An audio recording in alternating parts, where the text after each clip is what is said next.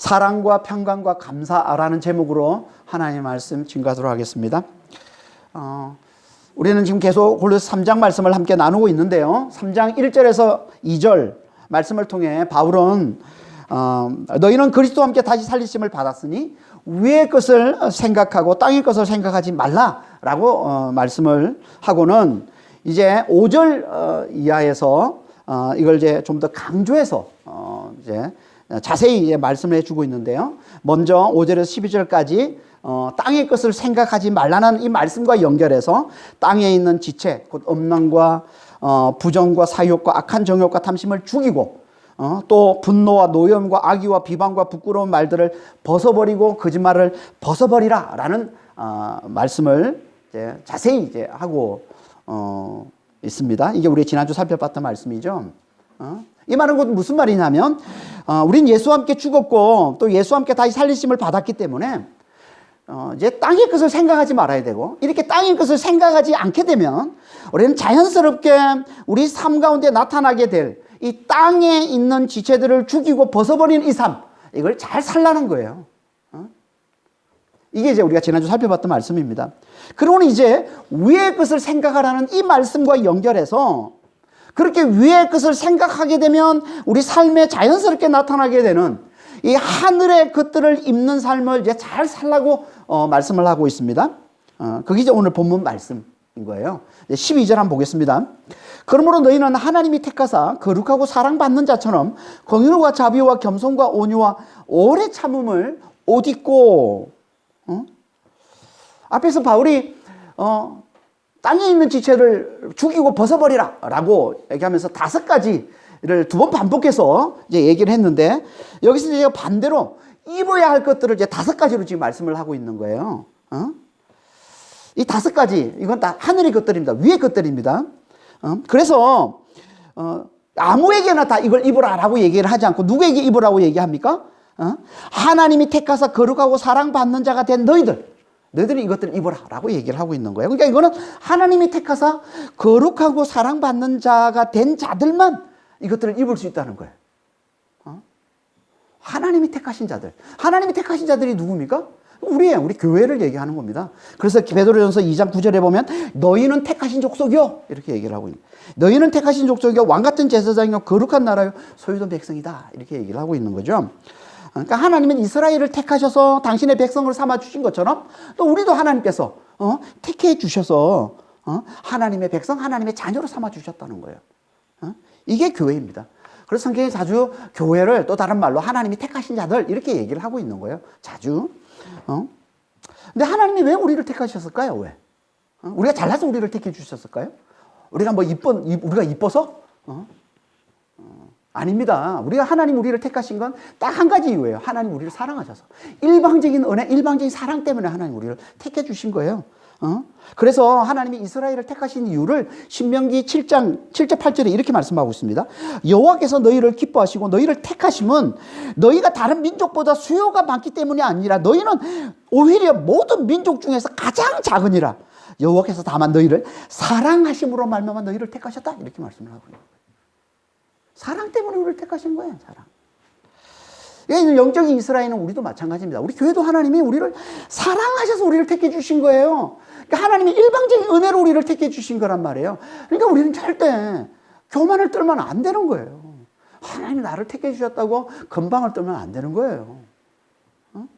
이스라엘 백성들이 건방을 떨다 다 망했잖아요. 선민의식이다 하면서. 그러니까 그러면 안 되는 거죠. 그럼 대체 하나님의 사랑으로 우리를 왜 택해 주셨을까요?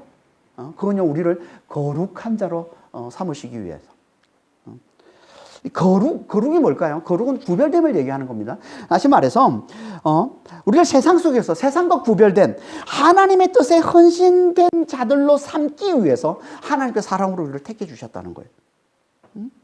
그래서 교회를 또 다른 말로 뭐라고 불러요? 거룩한 백성, 또 거룩한 무리, 곧 성도라고 부르는 거예요. 성도는 거룩한 무리를 얘기하는 겁니다. 그러니까 우리를 성도라고 부르고 있잖아요.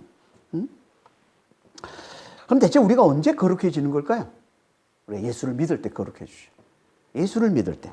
다시 말해서 예수와 함께 내가 죽음으로 육신과 죄와 세상에 대해서 죽은 자가 될 때, 그리고 예수와 함께 다시 살리심을 받아서 성령의 새 생명으로 하나님과 그리스도에 대해 사는 자가 될 때, 그때 우리는 세상과 구별된 거룩한 자가 되는 겁니다. 이 거룩한 자들, 이들을 또 다른 말로 뭐라고 불러요? 이들을 하나님께 사랑받는 자라고 부르는 거예요. 하나님께 사랑받는 자. 원래 하나님께 사랑받는 분은요, 한 분밖에 없습니다. 예수님밖에 없어요. 그래서 마가복음 1장 11절에 하나님께서 예수님에게 이렇게 말씀하신 게, 너는 내 사랑하는 아들이요 내 기뻐하는 자라. 마가복음 9장 7절에서도 마찬가지입니다. 이는 내 사랑하는 아들이니 너희는 그의 말을 들으라. 하나님께서 예수님에게만 주셨던 말씀이에요. 사랑하는 아들, 사랑하는 자, 내 사랑하는 자. 그런데 하나님께서 우리에게도 이 말씀을 주시는 거예요. 하나님께 사랑받는 자라고. 우리가 어떻게 하나님께 사랑받는 자가 됐을까, 우리가? 여러분 어떻게 하나님께 사랑받는 자가 됐어요? 다 한 가지예요. 예수 안에 있기 때문에. 하나님께 사랑받는 자 예수 안에 있기 때문에 그러는 거예요. 그러니까 예수를 믿어서 우리가 예수 안에 거하는 자가 됐기 때문에, 그러니까 예수의 생명을 의지하고 예수님의 사랑과 예수님의 능력을 의지하며 사는 자가 됐기 때문에 우리가 예수님의 사랑을 받는 자가 됐다는 거예요. 그러니까 하나님이 택하사 거룩하고 사랑받는 자, 하나님이 택하사 거룩하고 사랑받는 자는 그 누구라는 거예요? 하나님의 은혜로 예수를 믿어서 예수와 함께 죽었고 예수와 함께 다시 살리심을 받은 자, 그래서 세상과 구별된 자, 육신과 죄와 이 세상에 대해서 죽고 하나님과 그리스도에 대해 살아 있는 자, 이게 곧 누구예요? 예수 안에 있는 자죠. 예수의 생명과 예수의 사랑, 예수의 능력을 의지하며 사는 자. 이게 하나님이 택하사 거룩하고 사랑받는 자가 된 거예요. 이게 우리라는 거예요. 이게 우리의 정체예요. 그러니까 우리는 하나님이 택하신 자요, 하나님께 거룩한 자요, 또 하나님께 사랑받는 자라. 여러분, 이 정체를 우리가 잘 알고 있는 게 너무 중요합니다. 왜? 그래야 우리가 하늘의 것들을 잘 옷 입을 수 있기 때문에. 그러니까 예수 안에 거하는 자들만, 예수를 힘입어서만 우리가 입을 수 있는 게 이 하늘의 것들인데, 그러니까 우리가 우리 정체를 잘 알고 있어야 우리가 이 하늘의 것들을 잘 입을 수 있다는 거예요. 그 하늘의 것들을 5가지로 말씀해 주고 있습니다. 첫 번째가 뭐예요? 긍휼. 긍휼을 잘 옷 입을 수 있어요. 이 긍휼이라는 이 단어는요, 2 단어가 합쳐졌는데 그 2 단어를 합쳐서 우리는 긍휼 이렇게 표현하고 있는데요. 이게 정확한 표현은 긍휼의 긍휼 이런 말이에요. 긍휼의 긍휼 또는 자비의 긍휼, 뭐 이런 표현입니다. 그러니까 긍휼을 지금 대단히 강조하고 있는 단어예요. 단어를 2번 반복해서 쓰고 있기 때문에 이 단어가. 긍휼이 뭐예요? 긍휼은 사랑과 함께 하나님의 대표적인 성품이죠. 이게 긍휼이에요. 이 긍휼을 히브리어로 하면 라함인데요. 라함. 이 라함의 원래 의미가 뭡니까? 자궁이라는 뜻입니다. 이게 확장된 의미가 긍휼이에요. 이거 무슨 의미겠어요, 이게? 이건요, 태아를 향한 엄마의 사랑을 나타내는 거예요. 태아를 향한 엄마의 사랑같이 너무나 연약한 피조물을 향한 창조주 하나님의 사랑을 나타내는 표현이 이 긍휼이라는 단어란 말이에요. 다시 말해서 너무나 연약한 자들을 불쌍히 여겨 구원해 주시는 하나님의 사랑, 이게 긍휼인 거예요. 그래서 하나님은요, 너무나 연약한 자들을 그냥 지나치지를 못하시는 거예요. 그걸 잘 보여주신 분이 누구예요? 예수님이잖아요.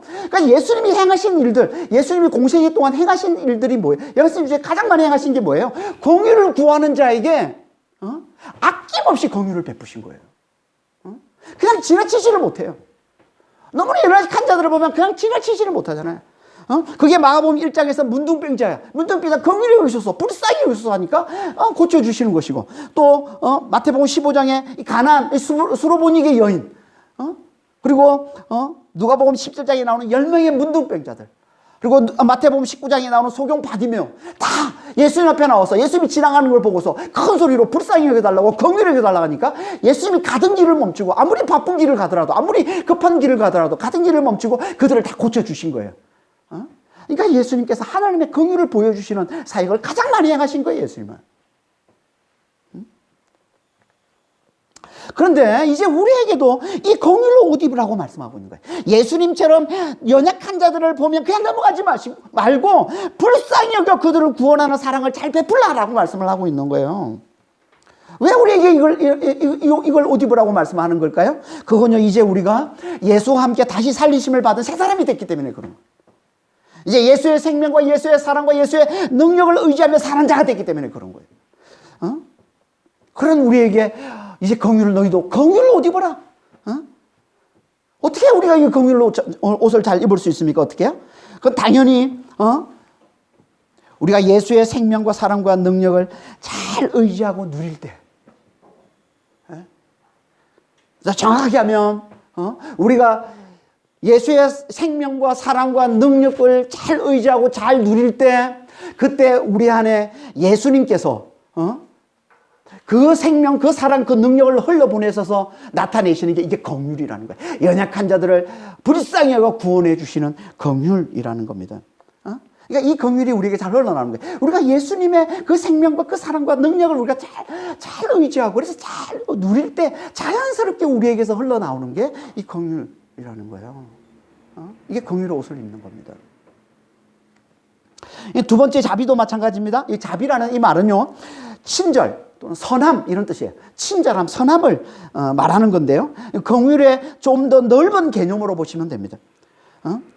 그러니까 연약한 자들을 선하고 친절하게 잘 대하는 것. 이게 여기서 말하는 자비인데요. 이것도 우리 힘으로 안 되죠. 우리 힘으로 안 됩니다. 우리는 기분 좋을 때 친절을 잘 베푸지만 내가 기분이 나쁘면요, 친절하지 않습니다. 그러니까 우리는 기분 따라, 감정 따라, 환경 따라 왔다 갔다 하는 게 우리 친절이잖아요. 우리는 친절을 잘 베푸지는 못해요. 이게 우리의 연약함인 거예요. 그러니까 이것도 우리가 예수 안에 잘 거할 때, 예수의 생명과 사랑과 능력을 우리가 잘 의지하고 잘 누릴 때, 그 생명, 그 사랑, 그 능력이 우리를 통해 잘 흘러나와야 우리가 잘 행할 수 있는 거예요. 그래서 이걸 다른 말로 뭐라고 그래요? 이걸 성령의 열매라고 하는 겁니다. 갈라디아서 5장 22절에 오직 성령의 열매는 사랑과 희락과 화평과 오래 참음과 자비와 양성과 충성과 온유와 절제니, 여기 자비가 같은 단어예요.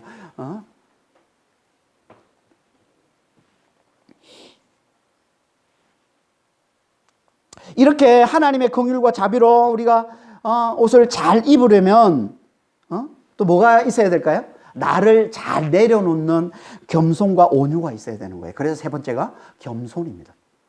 세 번째 우리가 입어야 될 옷, 겸손이라고 얘기하는 거예요. 여기서 말하는 이 겸손은요, 마음의 겸손, 마음의 낮음을 얘기하는 거예요. 마음을 낮추는 것. 마음을 낮추는 게 뭐예요? 그건요, 자신의 연약함과 무력함을 잘 아는 거예요. 이게 마음의 겸손이에요. 자신의 무력함, 자신의 연약함을 잘 아는 거예요. 그래서 하나님 안에 잘 머무는 거예요. 자신의 연약함과 자신의 무력함을 잘 알면 하나님 안에 잘 머물러요. 그걸 잘 모르기 때문에 하나님을 자꾸 하나님 벗어나려고 그러지. 이걸 잘 알면 하나님 안에 잘 머물게 되고요. 그리고 또 나보다 남을 더 낮게 여기게 되는 거예요. 이게 겸손인 겁니다. 그래서 빌립보서 2장 3절에 이렇게 말씀하고 있는 거예요. 아무 일이든지 다툼이나 허용으로 하지 말고 오직 겸손한 마음으로 각각 자기보다 남을 낮게 여기고. 이게 겸손인 거예요. 많은 사람이 겉으로는 겸손해도요, 마음으로는 잘 겸손하지는 않습니다. 이걸 뭘로 보면 잘 알 수 있냐면요, 자기 입으로 자기를 낮추는 건 잘해도 남이 자기를 낮추는 말을 하면 못 견딥니다. 이거 우리 대부분 그렇잖아요. 내가 나를 무시하는 말을 하는 건 잘해요. 근데 남이 나를 무시하는 말을 하는 건 절대 못 견뎌요. 이게 아직 마음으로 겸손하지 않은 거야. 아직 우리 중심에서는 겸손하지 않는 거야. 겉으로만 겸손한 거야, 이게. 그래서 마음으로 겸손하라고 하는 거예요. 이렇게 마음을 잘 낮추는 자에게 나타나는 게 이게 네 번째 옷, 온유입니다. 온유는요, 온화함, 부드러움 이런 뜻인데요. 어떤 의미냐면 이런 의미예요. 이건요, 자기 뜻을 이루려 하거나 또는 자기 뜻이 방해받는 그런 긴장된 순간에 자신의 방식으로 상황을 몰아치는 대신에 하나님께 잘 피할 줄 아는 것, 이게 온유예요. 자신의 방식으로 긴장된 순간에 뭔가를 내가 이루려거나 아니면 뭔가 지금 내 뜻이 방해받는 그런 상황에서 막 내 방식으로 그 상황을 몰아치는 게 아니라 하나님께 잘 피할 줄 아는. 이게 우리가 잘 못하잖아요. 이거 잘 안 되잖아요. 그러니까 우리 삶 가운데 우리 안에 이렇게 불안이 많고 걱정이 많고 연려가 많고 또 분노가 많고 막 짜증과 원망이 많은 이유가 뭐예요? 이게 안 되기 때문에 그러는 거예요. 긴장된 순간에 자신의 방식을 몰아치니까 막 그게 안 되니까 분노가 나오고 막 원망이 나오고 짜증이 나오고 불안과 걱정이 막 가득하고 그런 거 아니에요. 이게 대척점에 있는 게 이게 온유예요. 자신의 방식을 몰아치는 대신에 하나님께 잘 피할 줄 아는 거. 이게 온유예요. 이게 우리 힘으로 잘 안 돼요. 그러니까 우리 힘으로 우리는 우리의 연약함을 잘 알고서 하나님 안에 잘 머무는 이 겸손도 잘 안 되고, 긴장된 순간에 자신의 방식으로 몰아치는 대신 하나님께 피할 줄 아는 이 온유도 우리 힘으로는 잘 안 돼요. 성령이 도와주셔야만, 성령께서 우리에게 힘을 주셔야만 잘할 수 있는 게 이 겸손과 온유라는 겁니다. 그래서 이걸 성령의 열매라고 하는 거예요. 갈라디아서 5장 22절에 성령의 열매는 사랑과 희락과 화평과 오래 참 자비 양성, 그 다음에 뭐라고 그래? 충성, 온유와 절제니. 이 온유와 같은 단어란 말이에요. 그리고 또 이 겸손과 이 온유를 뭐라고 그래요? 예수님의 대표적인 성품이라고 얘기하죠. 마태복음 11장 29절에 나는 마음이 온유하고 겸손하니 나의 멍에를 메고 내게 배우라. 그리하면 너희 마음도 힘을 얻으리라. 예수님에게서 이 겸손, 이 온유를 우리가 잘 배워야 쉼을 얻는데 안식을 누린대요. 그러니까 긴장된 순간에 하나님께 피할 줄 아는 이 온유가 있어야 우리가 안식을 잘 누리고 쉼을 잘 누리지. 안 그러면 안 된다는 거예요. 그러니까 우리는 예수 안에 잘 거할 때, 예수의 이 생명과 이 사랑과 이 능력을 우리가 잘 의지하고 잘 누릴 때, 그때 예수님이 우리를 통해서 드러나셔야, 당신이 드러내 주셔야 우리가 잘할 수 있는 거. 이게 뭐라고요? 이게 겸손과 온유라는 거예요. 하나님의 성품인 이 긍휼과 자비를 잘 옷 입으려면 자기를 내려놓는 이 겸손과 온유가 있어야 되고, 또 한 가지 더 있어야 되는데 그게 뭐예요? 그게 세상의 환난을 잘 견뎌내는 오래 참음이 있어야 된다는 거예요. 그래서 다섯 번째가 오래 참음인 거예요. 다섯 번째 우리가 입어야 될 옷이 오래 참음. 오래 참음은 우리가 세상에서 당하는 이 환난과 이 핍박을 끝까지 견디는 걸 얘기하는 겁니다. 끝까지 견디는 거. 당연히 이거 우리 힘으로 안 돼요. 이거 당연히 우리 힘으로 안 되죠. 우리는 기껏 조금 참아놓고 한다는 소리가 뭐예요? 내가 얼마나 참은 줄 알아? 이런 소리 하잖아요. 그러니까 우리는 끝까지 참는 걸 못해요. 오래 참는 거 우리 잘 못해요. 이게 우리하고 안 맞아요. 이거는. 성령께서 도와주셔야만 할 수 있는 거예요. 예수님이 우리에게서 드러나셔야만 할 수 있는 게 이거라는 거예요. 그래서 이걸 성령의 열매라고 하는 겁니다. 오래 참음, 성령의 열매는 오래 참음과 자비와 양성과 충성과 온유와 절제니.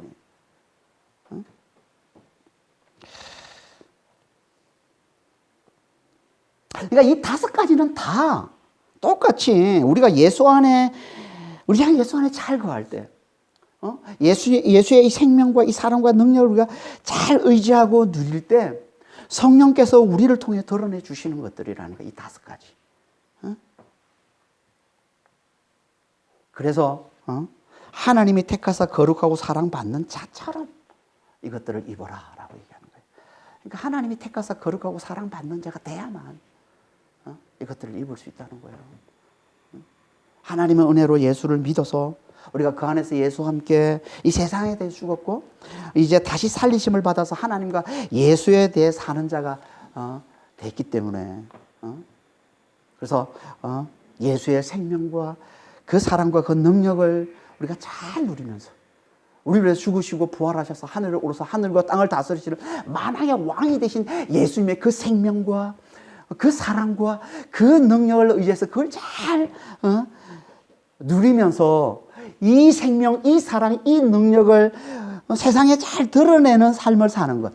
이게 이 다섯 가지 옷을 입는 거예요. 긍휼과 자비와 겸손과 온유와 오래 참음의 옷을 입는 거라는 거예요. 그러니까 한마디로 예수를 드러내는 삶을 잘 사는 거예요.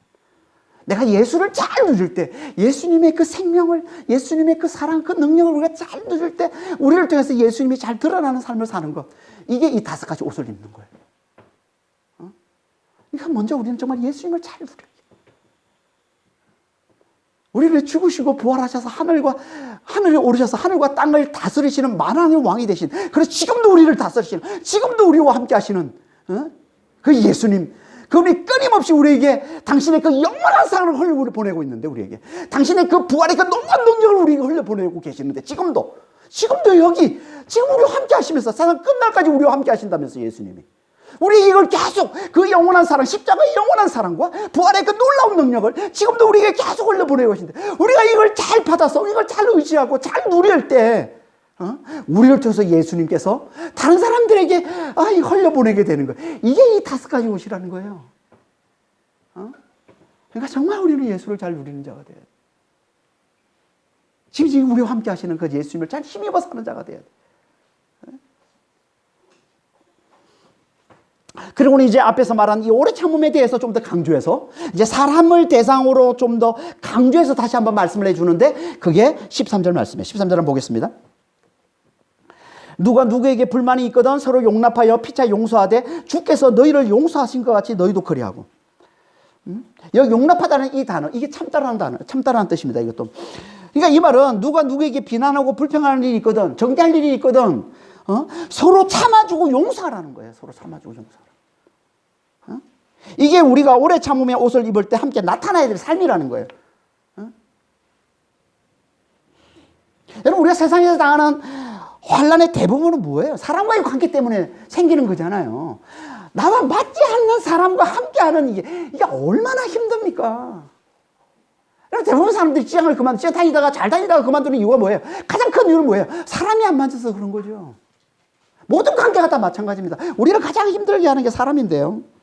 그런데 예수님께서 지금 뭐라고 말씀하고 계신가요, 지금? 용납과 용서의 옷을 잘 입으라는 거예요. 우리를 힘들게 하는 사람들, 비난거리, 불평거리를 가져다 주는 사람들, 이런 사람들에게 잘 용납해주고 잘 참아주고 잘 용서하라라고 얘기하고 있어요. 근데 얼마나 용서하라고 얘기합니까? 한두 번? 한두 번 용서하는 걸 할 수 있죠. 근데 예수님이 지금 뭐라고 얘기했어요? 예수님이 우리를 위해서 용서해 주신 것처럼 용서하라고 얘기하고 있어요. 야, 우리가 이걸 어떻게 이걸 감당합니까? 예수님이 용서하신 것처럼 용서하라고. 여러분, 여기 오늘 나오는 이 말씀들은요, 정말 오늘 부담되는 말씀이에요. 여러분, 오늘 진짜, 어떻게 보면 진짜 오늘 부담을 한 바가지로 얹고 갈 수도 있는데요. 이게, 한 바가지로 갈 수 있는데, 이게 우리의 믿음의 수준을 잘 보여주는 거예요. 정말 우리가 제대로 예수님을 믿는다면 전혀 부담이 안 돼요. 예수님이 내게 오라, 내가 너희를 쉬게 하겠다고 그랬는데, 우리 예수 옆에 나오는데 엄청난 부담을 준다는 건 말이 안 되잖아요. 예수님을 제대로 믿으면. 근데 우리가 예수님을 제대로 믿고 있지 않다면 이건 엄청난 부담이 되는 거예요. 이걸 어떻게 이렇게 되는 거예요. 하지만 우리가 예수를 제대로 믿으면 아니에요. 이거는 예수님과 함께 지는 짐이기 때문에 전혀 부담이 안 되는 거예요. 그러니까 정말 오늘 이 말씀을 들으면서 다시 한번 우리의 믿음을 한번 확인해 보시고 정말 제대로 된 믿음을 다시 잘 붙드는 그런 시간 되시길 바랍니다. 그러니까 예수님이 우리를 용서하신 것처럼 용서하라고 지금 얘기하고 있는 거예요, 지금. 아니, 예수님이 우리를 얼마나 용서하셨어요? 예수님이 우리를 얼마나 용서하셨어요? 그걸 잘 보여주는 비유 말씀이 1만 달란트 빚진 자 비유잖아요. 마태복음 18장 21절에서 35절에 나오는 1만 달란트 이 빚진 자 이 비유는요, 어떻게 시작됩니까? 베드로가 예수님께 와가지고 죄를 범한 자가 있는데 제가 얼마나 용서해요? 제가 몇 번이나 용서하면 될까요? 7번 용서하면 될까요? 그러니까 인간이 할 수 있는 최대치가 7번이에요. 그러면 8번째 되면요, 용서 안 하고 복수하면 돼. 죽여도 되는 거예요. 실제로 그랬어요, 유대인들이 할 수 있는 최대 용서 7번인데요. 그럼 7번까지 용서하면 됩니까? 이렇게 물어보는 베드로가. 근데 예수님이 그 말씀을 받고 예수님이 뭐라고 얘기합니까? 7번씩 70번이라도 용서하라 라고 얘기합니다. 7 곱하기 70번이면 490번이죠. 490번 용서하면 된다는 말이니까 이게? 아니, 이거 말은 무슨 말이에요? 무한정 용서하라는 거예요. 무한정 참아주고 용서하라는 거예요. 그걸 비유하는 게 1만 달란트 빚진 자 비유인 거예요. 1만 달란트 빚진 자에게 그 1만 달러를 탕감해주는. 여러분, 1만 달란트가 뭐예요? 1만 달란트. 1만 달란트는 계산이 안 되는 금액을 얘기하는 거예요. 도저히 갚을 수 없는, 계산이 안 되는 거예요. 뭐 돈으로 환산해가지고 지금 뭐 1만 달러 지금 따져보면 몇 조 정도 된다는데, 지금 몇 조면 지금 모스크바 그보다 더 많은 돈을 가지고 있는데, 그럼 모스크바는 된다는 얘기? 아니, 그런 얘기가 아니라 1만 달란트는 상징적인 숫자예요. 절대 갚을 수 없는 금액. 절대 계산할 수 없는 금액. 이게 1만 달란트예요. 이게 우리가 받은 영원한 멸망에서 건져주신 이 죄사함의 용서라는 거예요. 하나님이 우리에게 주신 용서라는 게 이게. 이런 엄청난 용서를 받았기 때문에 우리도 무한정서로 참고 용서하라고 이렇게 말씀을 하고 있는 거예요, 지금. 이게 어떻게 가능합니까? 우리 힘으로는 절대 죽어도 깨어나도 안 되죠, 이건. 그래서 이 1만 달란트 탕감받은 종이, 그 비유해 보면 1만 달란트를 탕감받은 종이 어떻게 합니까? 나가서 자기에게 100다네리온 빚진 자를 만나서 어떻게 합니까? 잘 용서해 줍니까? 아니잖아요. 참아주세요. 제가 반드시 갚겠습니다. 라고 얘기하고 있는 그 종을 멱살을 잡고는 감옥에 집어넣잖아요. 아니, 자기가 지금 1만 달란트 지금 탕감받아 놓고 자기에게 지금 겨우 100다네리온 몇 조를 탕감받아 놓고 자기 100만 원 지금 빚진 자를 만나서는 감옥에 쳐넣는 거예요. 안 갚는다고. 이게 우리라는 거예요. 이게.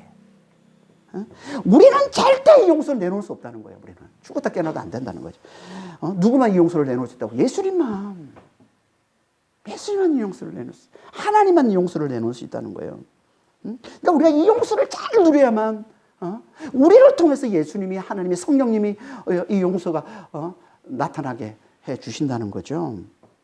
우리 예수님만 할 수 있는 용서라는 거예요. 예수님은 도대체 어떻게 우리를 이렇게 용서하시는 걸까요? 왜? 어떻게 이렇게 용서하십니까? 그건요, 예수님이 우리를 너무나 사랑하시기 때문에. 더 정확히 말하면 예수님 안에 계신 하나님이 우리를 너무나 사랑하시기 때문에 그런 거예요. 그래서 하나님의 사랑을 한마디로 뭐라고 그래요? 자기를 내어주시는 사랑이라고 얘기하는 거예요. 그래서 로마서 5장 8절 말씀이잖아요. 우리가 아직 죄인되었을 때 그리스도께서 우리를 위해 죽으심으로 하나님께서 우리에 대한 자기 사랑을 확장하셨느니라. 우리가 아직 죄인되었을 때, 우리가 멀쩡할 때가 아니에요. 우리가 착한 일 할 때가 아니에요. 우리가 죄인되었을 때, 우리가 악당 중에 악당이었을 때 하나님께서 자신을 내어주실 때 그리스도께서 자신의 목숨을 우리를 위해서 내어주신 거예요. 이게 하나님의 사랑을 확증한 거래. 이게 하나님의 사랑을 가장 잘 나타내 보여주는 거라는 거예요.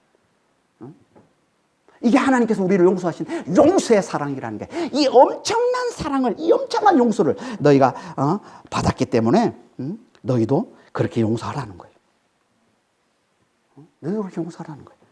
그러니까 우리가 죄인 됐을 때 우리를 위해 죽으신 예수의 이 십자가의 사랑을 잘 깨닫고 그 사랑을 먼저 우리가 잘 누려야만 우리가 잘 용서할 수 있는 거예요. 아니, 정확히 말하면 우리가 용서하는 게 아니라 우리 안에 예수님, 이 십자가의 사랑으로 우리를 삼켜버리신 그분이 우리 안에서 용서를 내놓는 겁니다. 우리를 통해서 용서를 내놓는 거예요. 이게 용서의 옷을 잘 입는 거예요. 하지만 하나님의 사랑은 여기서 그치지 않습니다. 우리 용서한 수로 그치지 않습니다. 우리의 죄를 사해 주신 것만으로 그치지 않습니다. 이것은 하나님의 사랑의 시작에 불과한 거예요. 하나님의 사랑은 여기서 더 나가서 더 엄청난 사랑으로 하나님이 우리를 축복해 주시는데, 그게 뭐예요? 우리를 어렵게 해주시고 새 생명을 줘서 우리를 거듭나게 해주시고 성령을 주셔서 우리를 하나님 아들이 되게 해주시고 세상과 구별된 거룩한 삶을 살게 해주시고 주님을 닮아가는 자가 되게 해주시고, 그러다가 마침내 주님과 같은 영광스러운 몸의 부활을 입어 영원토록 기쁨과 평강을 누리며 살게 주시는 거예요. 이게 하나님의 사랑인 거예요. 그래서 로마서 8장 32절에 이렇게 말씀하고 있는 겁니다. 자기 아들을 아끼지 아니하시고 우리의 모든 사람을 위하여 내주시니까 어찌 그 아들과 함께 모든 것을 우리에게 주시지 않겠느냐. 어찌 그 아들과 함께 모든 것을 우리에게 주시지 않겠느냐. 하늘에서 우리가 누리는, 아들과 함께 하늘에서 우리가 누리는 모든 것들 하나님 우리에게 주시는 거예요. 그래서 이미 우리 충만해졌다고 하는 거예요. 그리스도 안에서. 이미 그리스도 안에서 우리가 부활을 사는 자가 됐다고 하는 거예요. 아들과 함께 하늘에 있는 모든 것을 우리에게 다 주셨다는 거예요. 이게 우리를 위해 자기를 내어주신 하나님의 사랑이라는 거예요. 우리를 위해 자기를 내어주신 하나님의 사랑.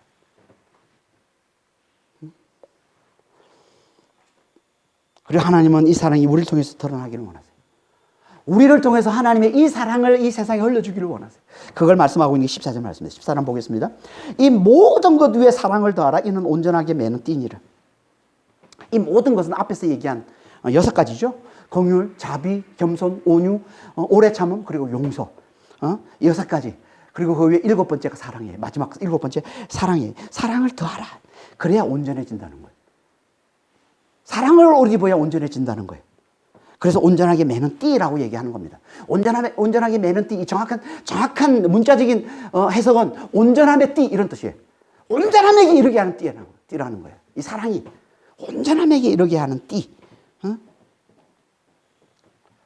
신학자들 간에 좀 해석의 차이가 좀 있긴 하지만 온전함에 이르는 띠, 이게 뭘까? 있지만 대체로 많은 신학자들은 온전한 연합을 이루는 걸 얘기해요. 온전한 연합을 이루게 하는 띠라고 해석을 하고 있습니다. 그러니까 온전한 연합을 가져다 주는 거예요. 온전한 연합. 그러니까 앞에서 긍휼과 자비와 겸손과 온유와 오래 참음, 이것들이 다 뭐예요? 우리를 서로 온전한 연합을 이루기 위해서 행하는 것들이잖아요. 다 하나됨을 위해서 행하는 것들이잖아요. 하지만 이런 것들이 아무리 많이 있어도 여기 사랑이 빠져 있으면 온전하지 않다는 거예요. 온전하지 않다는 거예요. 사랑이 있어야만, 사랑이 더해져야만, 사랑으로 옷 입어야만 우리는 온전한 연합을 이룰 수 있다는 거예요. 하나님의 궁극적인 목적이 연합이에요. 온전한 연합이에요. 그래서 에베소 1장 10절에 뭐라고 말씀하고 있어요? 하나님의 궁극적인 뜻, 하나님의 때가 찬 경륜, 하나님의 뜻의 비밀, 이걸 한마디로 뭐라고 얘기했어요? 하늘에 있는 것과 땅에 있는 것들을 그리스도 안에서 통일시키기 위함이라고 얘기하고 있어요. 하나됨을 만드는 거예요. 온전한 연합. 근데 이 온전한 연합을 이루어주는 게 뭐라고요? 그게 사랑이라는 거예요. 그래서 성경에서 그렇게 사랑을 강조하는 겁니다. 하나님의 모든 계명을 압축하고 하나로 하면 그게 뭐라고? 사랑. 그리고 우리가 마가복음 우리가 12장에 살펴봤던 말씀 아니에요. 최고의 계명이 뭡니까? 그랬더니 뭐라고 그래요? 마음과 뜻과 힘과 목숨을 다해서 하나님을 사랑하는 것이고 이웃을 내 몸과 같이 사랑하는 것. 이게 가장 최고의 계명. 사랑이라는 거예요. 예수님도 마찬가지 아닙니까? 새 계명을 내가 너희에게 주노니 내가 너희를 사랑한 것처럼 너희도 사랑하라. 사랑이에요. 그리고 이걸 율법의 완성이라고 얘기하지 않고 얘기하잖아요. 로마서 13장 10절에. 이 사랑이 율법의 완성이다. 그리고 이 사랑이 성령의 열매를 대표하는 거로 말씀하고 있어요. 이게 사랑이라는 거예요. 그러니까 사랑이 오래 참음이고 사랑이 온유이고 그렇잖아요. 고린도서 3장 4절을 이하에 사랑을 오래 참고 사랑은 온유하고 사랑은 시기하지 않고 사랑은 교만하지 않고 자랑하지 않고 자기 유익을 구하지 않고 이게 사랑.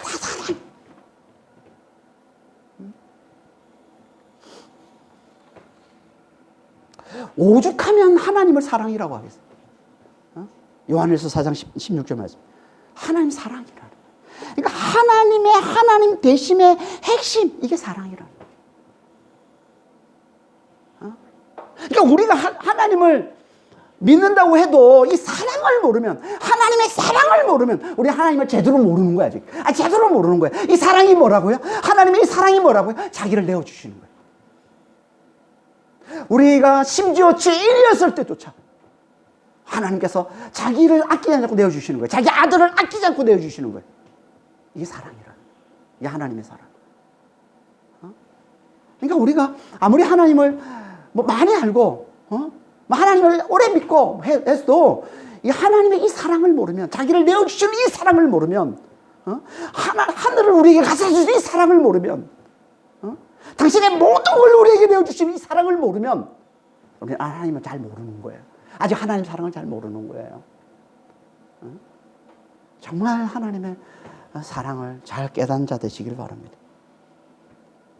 그리고 하나님은 우리를 통해서도 이 사랑을 드러나기를 원하신다. 우리를 통해서도. 왜? 그래야 온전히 하나가 되니까. 그래야 온전한 연합이 이루어지니까. 이 자기를 내어주는 사랑이 있어야. 그러니까 이걸 모르고 아무리 우리가 사랑을 노래해도 세상에 얼마나 사랑이 흔합니까? 얼마나 사람들이 사랑 좋아합니까? 근데 그렇게 많이 노래하고 사랑을 노래하고 사랑한다 얘기하는데 진짜 온전한 연합이 이루어지나요? 하나됨이 안 되잖아요. 이건 오직 하나님의 사랑으로만 자기를 내어주시는 하나님의 사랑으로만 되는 거예요. 어떻게 우리가 자기를 내어주는 사랑을 잘 알 수 있을까요? 당연히 그건 자기를 내어주시는 하나님의 사랑 안에 우리가 잘 거해야 되는 거예요.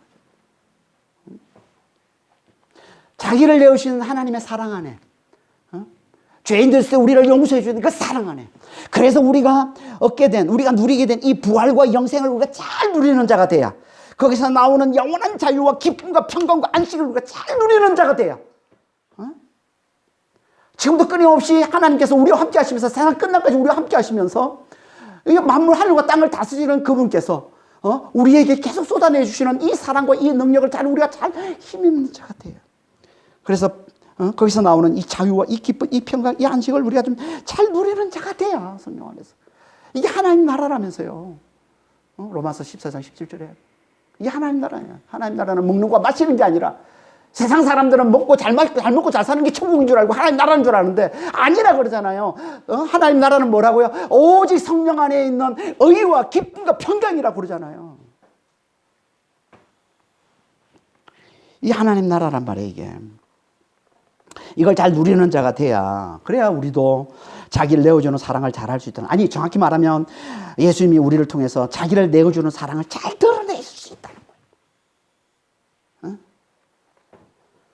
그래서 우리가 서로 온전한 연합을 이루게 되는 거예요. 이게 우리가 모든 것 위에 사랑으로 옷 입는 거예요.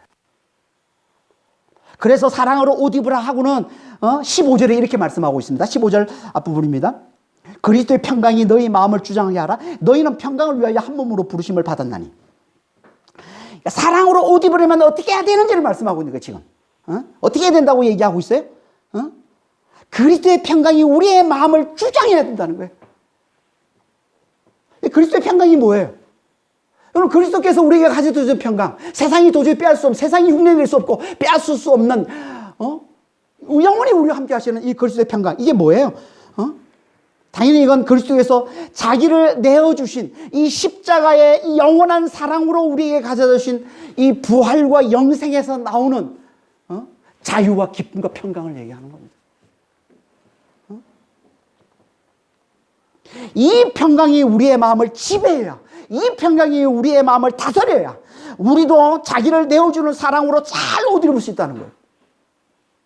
그러면 그 사랑을 받는 사람도 그리스도의 사랑을 만나게 되어서 그들도 함께 그리스도의 평강을 누리게 된다는 거예요. 이게 평강을 위해 너희가 한 몸으로 부르심을 받았다는 말씀이에요.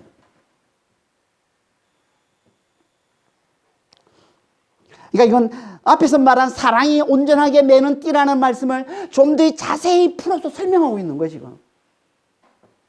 그러니까 우리는 우리를 위해 자기를 내어주신 그리스도의 이 사랑 안에서 그리스도의 평강을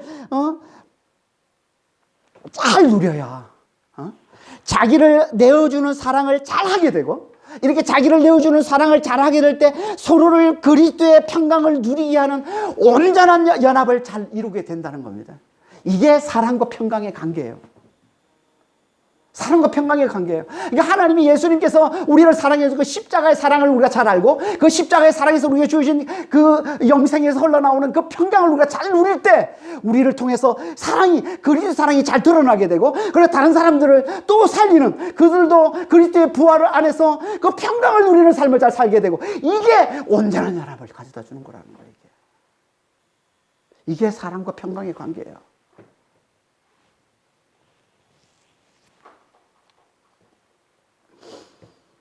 그리고 마지막으로 감사하는 자가 되라 라고 말씀하고 있습니다. 그게 15절 후반절 말씀이죠.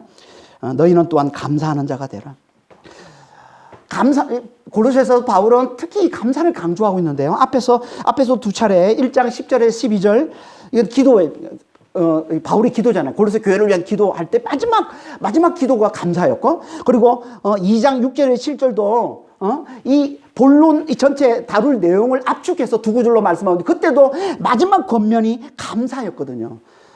여기서도 새 사람을 입은 삶을 사는 마지막 권면으로 주고 있는 게 감사인 거예요. 그러니까 대단히 감사를 강조하고 있어요. 왜 이렇게 감사를 강조하는 걸까요?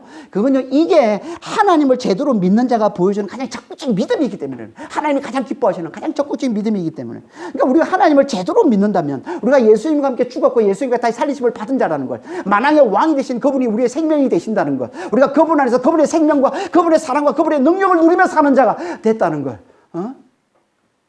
그래서 부활과 영생을 사는 자가 되었고, 부활과 영생에서 흘러나오는 그 영원한 자유와 기쁨과 평강과 안식을 누리며 사는 자, 마침내 우리가 주님과 그리스도와 같은 영광스러운 몸의 부활을 이루고 영원토록 이 자유와 기쁨과 이 평강을 누리며 사는 이 성도의 기업을 받은 자가 됐다는 것, 이걸 우리가 제대로 믿는다면, 이걸 제대로 우리가 사실로 받아들인다면 실제로 우리 삶 가운데 우리가 잘 흘러나오게, 자연스럽게 흘러나오게 될 게 이게 뭐라는 거예요? 이게 감사라는 거예요. 하나님이 가장 기뻐하시는 가장 적극적인 믿음, 이게 감사라는 거예요. 그래서 하나님 감사하는 자를 그렇게 축복하시는 거예요. 감사를 그렇게 중요하게 말씀하시고, 감사하는 자를 하나님께서 그렇게 축복하시는, 가장 적극적인 믿음을 하나님께 보여주는 거기 때문에 하나님 가장 기뻐하시고 하나님께서 놀랍게 축복해 주시는 거죠. 그러니까 우리는 정말 감사 잘하는 자가 돼야 됩니다. 어떻게 하면 우리가 감사 잘하는 자가 될까요? 그걸 말씀해 주고 있는 게 16절, 17절 말씀이에요. 16절 한번 보겠습니다. 16절, 17절.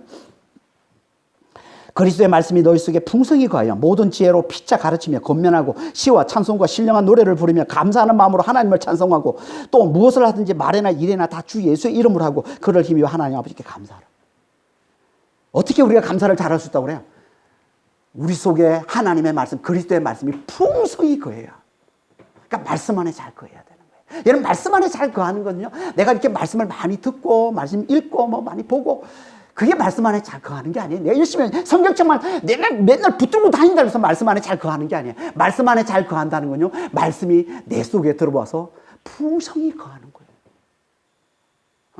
아무리 말씀을 뭐 성경을 열심히 많이 읽고 해도 전혀 말씀이 그 속에 안 거할 수 있어요. 그래서 어떤 사람 철학자, 유명한 철학자 루소 같은 사람은 그러잖아요. 내가 성경을 100번 넘게 읽어봤는데 내가 내린 결론이 뭔지 알아? 하나님은 없어. 그렇게 얘기하는 그런 말도 안 되는 소리 하는 거예요. 미친 소리 하는 거죠. 그러니까 말씀이 내 속에 풍성히 거하는 게 말씀 아니거든요. 어떻게 말씀을 깊이 생각해야. 여러분, 말씀은요 깊이 생각해야 되는 거예요. 그냥 소설책 읽듯이, 그냥 일반 책 읽듯이 읽고 넘어가는 게 아니에요. 말씀은. 왜? 그건 영이기 때문에. 내가 너에게 이러는 말이 영이요 생명이야. 그건 영이기 때문에 우리 영에 와닿아야 되는 거예요. 우리 가장 깊은 중심에 와닿아야 되는 거예요. 깊이 생각해야 그 말씀이 우리 영에 와닿아서 우리의 영을 살리고 우리 영의 힘을 가져다주고 하는 거지. 그냥 대충 책 읽듯이 그냥 읽고 아니에요. 그거 말씀은 깊이 생각해야 됩니다. 그래야 말씀이 우리 안에 풍성히 거하게 돼요. 여러분, 풍성히 거하는 게 뭔지 아세요? 말씀이 풍성히 거하는 게 그게 우리의 삶을 인도하는 걸 얘기하는 거예요. 말씀이 풍성히 가면 우리 삶을 인도합니다. 내 삶에, 내 행동에, 내가 일할 때, 내가 일상생활할 때 말씀이 떠올라요. 내가 뭘 선택할 때 말씀이 떠올라요. 말씀이 나를 인도해 간다니까. 말씀이 나를 제지하고. 여러분, 그런 거 경험해 봤어요? 얼마나 좋은지 몰라요. 이게 말씀이 풍성히 거하는 거예요. 그 속에 말씀이 풍성히 거하는 거란 말이에요. 이게 진짜 지혜예요. 진짜 지혜. 그래서 이 말씀이 풍성히 거해서 우리의 삶 가운데, 우리의 삶 가운데, 잘못된 길은 제지하고, 올바른 길은 힘을 주어서 그것으로 자기 인도해가는, 이게 진짜 지혜로운 거 아니에요? 그래서 풍성히 거하는 자. 그게 지혜예요. 그렇게 지혜로 서로를 권면하고 가르치는 그 교회가 성숙한 교회라고 얘기하는 거예요. 여러분, 성숙한 교회는요, 점점 목사가 필요 없는 교회가 성숙한 교회예요. 피차, 말씀이 그 속에 다 풍성히 거해서 서로가 권면하고 가르치는 교회. 여러분, 예수를 믿으면서 10년이 지나고 20년이 지나도 이 목사가 너무 중요해. 그러면 아직 성숙하지 않은 거예요. 미숙한 거예요, 여러분. 얼마나 많은 교회가 그런지 몰라요, 지금도. 수십 년을 교회 다녀도 목사 바라기만 있어, 목사 바라기. 미숙한 겁니다, 여러분. 참 말씀만, 정말 예수를 제대로 잘 믿는 사람은요, 그 속에 말씀이 풍성히 거해서, 그 말씀이 지혜가 돼서 서로 피차 권면하고 가르치는 그런 교회가 진짜 성숙한 교회예요. 그럼 그런 교회는 어떤 일이 일어날까요?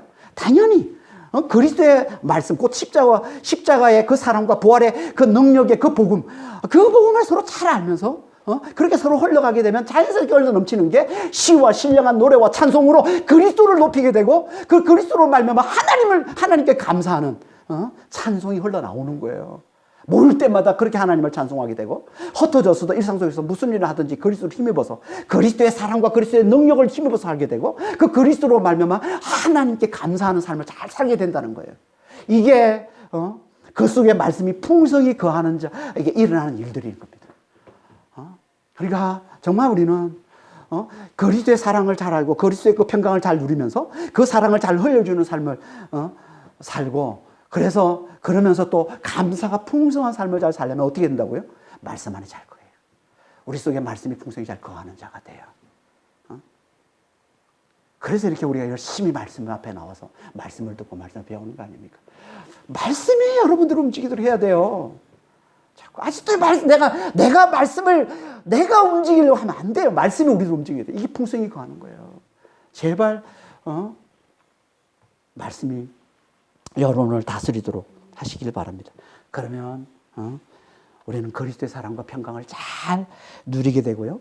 그렇게 잘 누리게 되면 자연스럽게 뭐라고요? 그 사랑과 그 평강이 우리를 통해서 우리 이웃에게 서로에게 잘 흘러가게 되는 거예요. 긍휼이 잘 흘러가고 자비가 잘 흘러가고 겸손과 온유와 오래 참음이 용서가 잘 흘러가게 되는 거예요. 그걸 다 통틀어서 사랑이라고 그러는 거예요. 사랑이 잘 흘러가게 돼요. 그래서 다른 사람을 그리스도의 평강으로, 그리스도의 평강에 이르게 해주고, 그래서 함께 온전한 연합을 이루는 거예요. 이게 하나님의 목적이란 말이에요. 이게 하나님의 목적. 그리고 그 하나님은 반드시 우리 모두를 이렇게 그리스도의 평강에 온전히 이르게 만들 줄 믿고, 그 하나님께 적극적인 믿음을 보이는 거예요. 이게 감사인 거예요. 이렇게 그리스도의 사랑과 평강을 잘 누리며 그걸 잘 흘려주면서, 그리고 이걸 온전히 이뤄내실 그 하나님을 잘 믿는, 감사를 하나님께 잘 올려드리는 자들, 이들이 새 사람을, 이게 새 사람이에요. 여러분 모두 이런 새 사람이 다 되시길 예수님을 축원합니다. 기도하겠습니다. 하나님 아버지, 그리스도의 말씀이 우리 안에 풍성히 잘 거하는 자가 되게 하셔서, 아버지 하나님, 그래서 그리스도의 그 십자가의 사랑과 부활의 그 놀라운 그 능력이 좀 우리 안에 흘러넘치고, 거기서 오는 그 평강이 정말 우리에게 흘러넘쳐서 그걸 잘 누리면서 자연스럽게 우리를 통해서 정말 예수님께서 흘러나와 주여 사랑과 그 평강으로 흘러나와 긍휼과 자비와 겸손과 온유 오래 참음으로 흘러나와서 아버지 하나님, 정말 우리 지체들을, 우리 이웃들을 정말 그리스도의 평강을 누리는, 그래서 온전한 연합을 정말 이루는 자가 되게 하시고, 마침내 그걸 온전히 이뤄내실 그 하나님께 늘 감사하는 삶을 사는 그런 믿음의 성도들이 다 될 수 있도록 저희를 축복해 주시고 주님 인도하여 주시옵소서. 감사하며 우리 주 예수 그리스도로 기도합니다.